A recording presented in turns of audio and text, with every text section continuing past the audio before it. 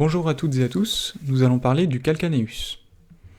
Donc le calcaneus est un os qui appartient au tarse postérieur.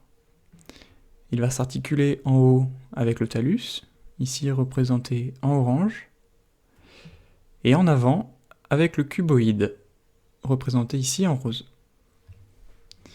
Il va avoir un axe oblique vers le haut, vers l'avant et latéralement. Nous allons parler de la face dorsale.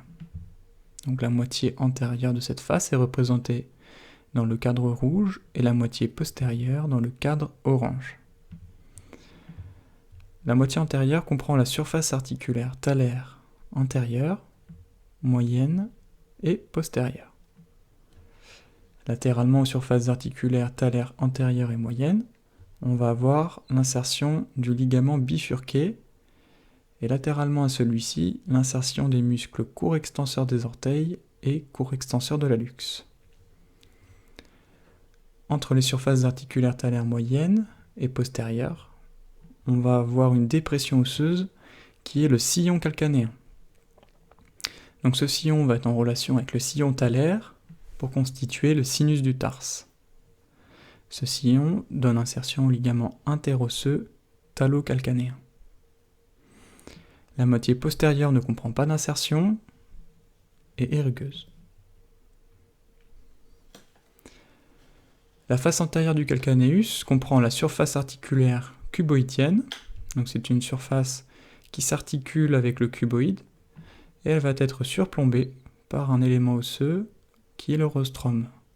Donc c'est une petite proéminence osseuse qu'on peut voir un petit peu mieux sur une vue latérale comme ici.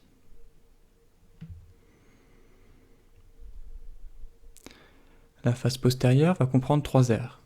Premièrement, une aire supérieure, qui va être en relation avec la bourse séreuse du tendon achilléen, une aire moyenne qui donne insertion au tendon calcanéen, et une aire inférieure qui va être recouverte par la peau. Au niveau de la face plantaire, donc je l'ai subdivisé en 3 parties. Alors, au niveau de l'avant, on va avoir ce qu'on appelle le tubercule calcanéen, donc proéminence osseuse qui donne insertion au ligament calcanéo-cuboïdien plantaire. En arrière de cette face, on va avoir ce qu'on appelle la tubérosité calcanéenne, qui va comprendre un processus latéral et un processus médial. Sur le processus latéral, on va avoir l'insertion du muscle abducteur du 5e orteil. Et sur le processus médial, on va avoir insertion des muscles abducteurs de l'hallux et court fléchisseur des orteils. En arrière de ces deux processus, on retrouve l'aponévrose plantaire, qui est représentée ici en vert. Donc, entre l'avant et l'arrière, on va avoir différentes insertions. L'insertion du ligament plantaire long, et de part et d'autre de ce ligament, l'insertion des muscles carrés plantaires.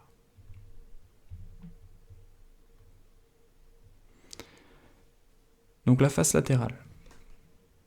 Le tiers antérieur est représenté dans le cadre orange et le tiers postérieur dans le cadre rouge.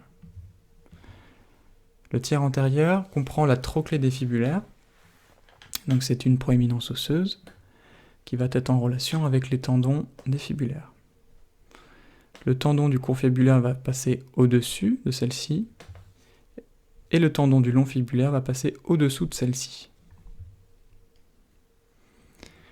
Le tiers postérieur de la face latérale va avoir l'insertion du ligament calcanéo-fibulaire.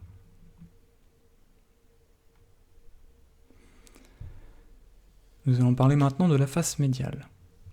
Donc au niveau de la partie antéro-supérieure de cette face, on va avoir un élément osseux remarquable qui est le sustentaculum thali.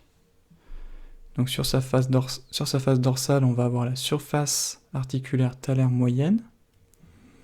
Sur sa face plantaire, on va avoir le sillon du long fléchisseur de l'hallux, qui est une dépression osseuse dans laquelle va passer le tendon du long fléchisseur de l'hallux. Sur le bord, on va retrouver l'insertion du muscle tibial postérieur, des ligaments tibiocalcanéens et calcanéo-naviculaire plantaire. Enfin, au niveau de la partie inférieure de cette face, on va retrouver l'insertion du muscle carré plantaire.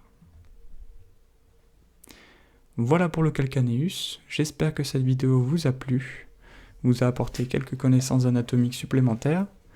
Si c'est le cas, n'hésitez pas à mettre un petit pouce bleu, et je vous dis à très vite dans une prochaine vidéo.